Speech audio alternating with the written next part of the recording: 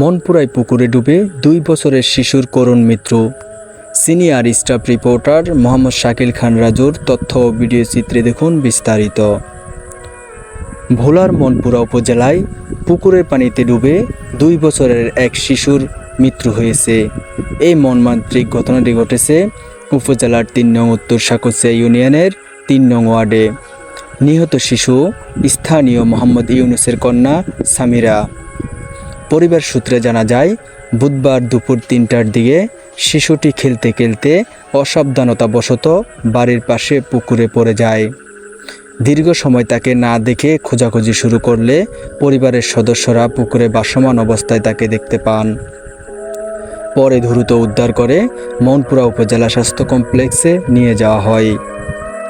স্বাস্থ্য কমপ্লেক্সে কর্মরত চিকিৎসক ডক্টর মোহাম্মদ আশিকুর রহমান অনিক শিশুটিকে মৃত ঘোষণা করেন।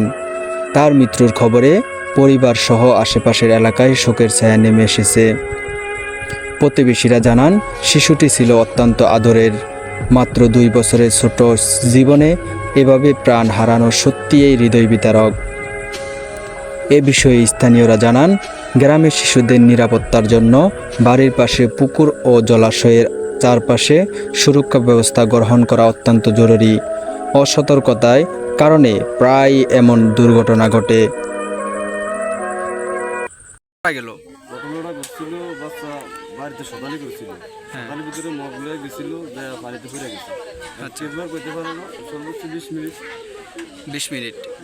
আমরা উঠে তারপরে যেখানে মুছে দিয়েছি, মোটামুটি হাসপাতালে নিয়ে গেছি। আচ্ছা, হাসপাতাল নিয়ে কোন ডাক্তারে দেখাইছেন? অনিক স্যারের।